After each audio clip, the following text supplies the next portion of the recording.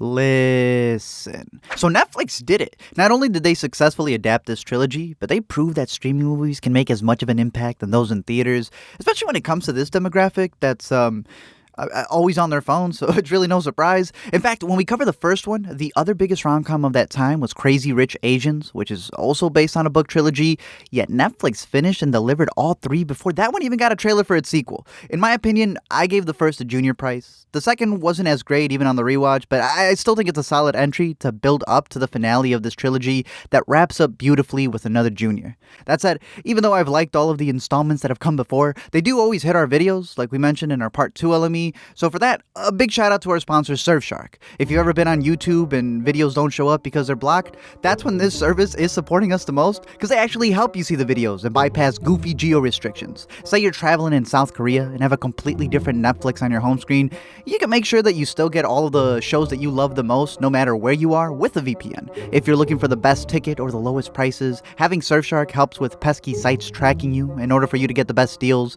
In the era of streaming, you know that we're all sharing passwords. When it comes to a relationship, there's ending it, the status change, but it ain't really over until you get hit with one of these. And luckily, they provide a safe and secure vault to store all of your passwords in and makes it easy to change them. Overall, they provide that extra level of security for all of your devices, whether you're at home or on the go, which you know matters, especially if you have a sibling that loves to pry. So if you're interested, head over to surfshark.deal/letmeexplain in order to support the channel and get yourself 83% off, get yourself 3 months free when you use the promo code LetMeExplain, and save on getting your Valentine a little something special. What is happening? I'm planning a date. And it has to be fun and normal. Soap making. Fight Club. Just pick something better than Lara Jean did. Let me explain. So to recap the previous boys, I still believe we need justice for John Ambrose, who I think was hot on her trails in the second just to be left out in the cold. I'm still pouring one out for the dude in the first movie who not only got dumped by one Covey sister, but had his emotions toyed with because of the youngest one, only to then get defriended by the middle one who was his best friend growing up. Had I known I was going to lose both of you like this, I wouldn't... Stop. Don't finish that sentence. Honestly, justice for... What's his name? Josh. Man should have his own To All the Coveys I Loved Before. But in the end, Peter was always meant to be the boy she loves, always and forever. Ever since she fell for him, it's clear that this was meant to be their love story, and what began as a contract ended up as a 3-picture deal with one of the best trilogies Netflix has uploaded. This time around, it's the college conundrum, where they see their entire relationship status depending on what school they're gonna get admitted to, and while they are trying to remember what their meet cute was, they're trying to figure out what their song is, Laura gets rejected, so everything goes out the window.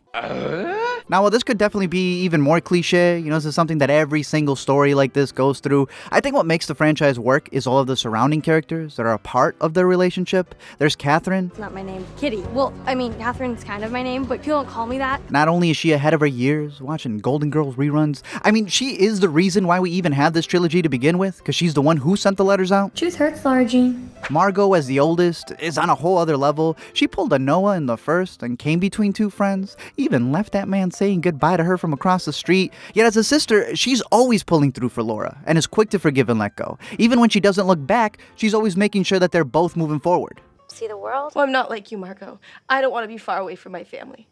Even forgave her for that one too. Shout out to Joan for being a G from the start and always serving this relationship, literally. And also the dad, who in my opinion is one of the better father figures we've seen in these types of movies, because he carries that perfect level of being a caring father and a super corny father at the same time. Thanksgiving. It was like regular Thanksgiving, but it's in March. You should come. Oh, well, I don't want to...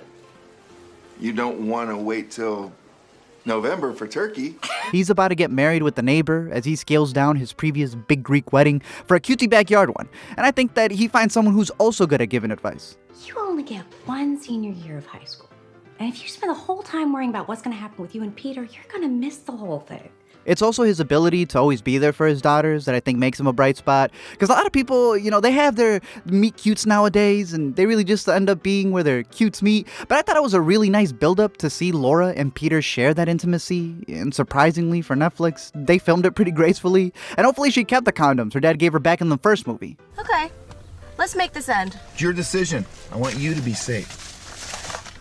Dad, why are you giving me these? Meanwhile, her real dad was feeling awkward. When it comes to Jen, I'm always a sucker to see that development between two characters who we see hate each other, and then they just learn to have that common bond as they reconcile, especially because we've seen in flashbacks how they used to be friends. Her cousin Christine, also always had that decent one-liner as the friend. We burn low and slow, okay? We're like, brisket. Well, the brisket is cooked, sister, so clear the tables. Personally, my only critiques would come with Peter's friends, who come in and out, sometimes Ross is in there, sometimes he's not. Well, so from the first film to the third, Trevor literally phased into existence, so that's a pretty big change. He went from not being there to there. They didn't even write this man's lines. Most of them were improvised, according to him. I feel like they thought out the subway placements more than his character. And even with Greg, who just goes missing completely, which is funny because I remember being corrected in the first video for saying King Batch wrong, and y'all were right, because Bach, he did not come. But tell me why Peter's estranged father had more lines in the series than these two men who were actually there for him. That said, I did want even a little more from this confrontation, and I'm curious to see how the book writes it out, because we've been hearing about this man since the first movie, and when we finally meet him, we see that he has his own wife, his own kids. Man just didn't bother to phone home. So when you take into account what Peter declared in the second one, You pick her every single time. That's bullshit, okay? I pick you. Lara Jean, when there was an actual choice, I picked you. damn, did this one hit harder. There's nothing worse than not feeling chosen. I choose you, Peter Kavinsky. And they split. Wait, hold on. Stop.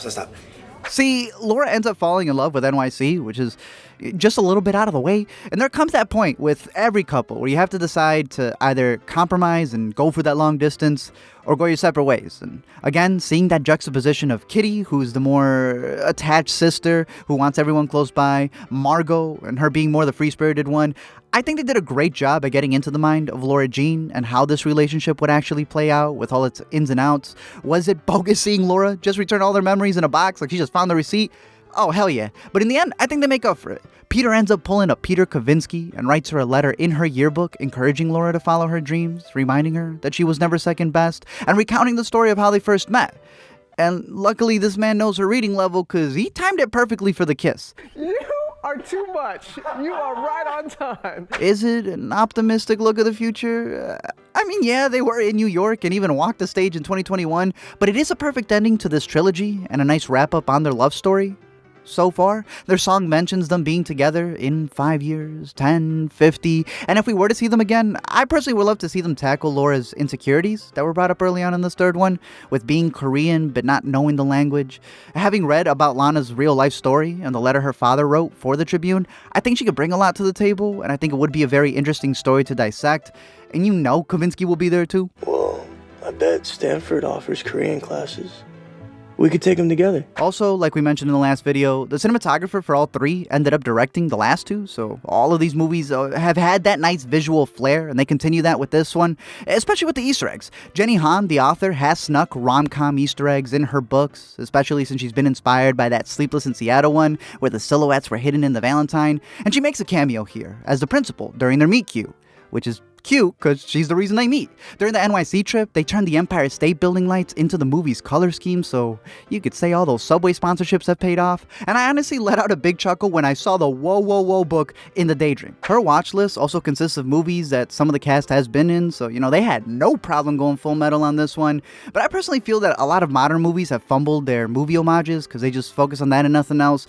But these movies, which are jam-packed with them, I think find a way to make them special because they're not just random, but are actually part of the characters' likes that have been there since the beginning. Duh.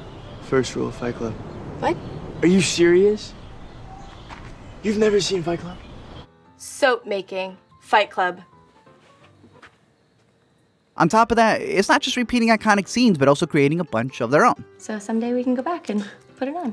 Overall, I think they did a great job with this trilogy and have in a sense reshaped the YA rom-com genre, as we even see Prime trying to catch up with them as well. Are there others also doing numbers for the same audience? Yeah, but this one didn't shy away from the rom and the com. I think it's a much better series in general. These never played in theaters, yet they proved that streaming can have as big of an impact as theatrical releases when it comes to the genre, no matter what AMC tells you. And overall, it's just accelerated the rom-com from going straight to your couch and chill with a series about letters gone awry.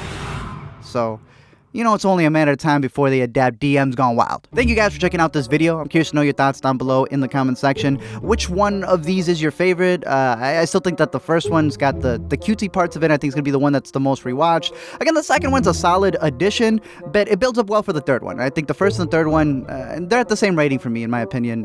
But I think Netflix did a great job with this trilogy. I'm curious to see what they do in the future, because honestly, like just 5 years ago, no one was taking Netflix movies that seriously, and now they're moneymakers. Now they're the biggest things in the world practically. So I'm curious to know your thoughts on this. Obviously the whole cast is going to blow up, ever since this. Noah Centineo. Noah takes roles 2 by 2 at this point. He's in the new GameStop movie.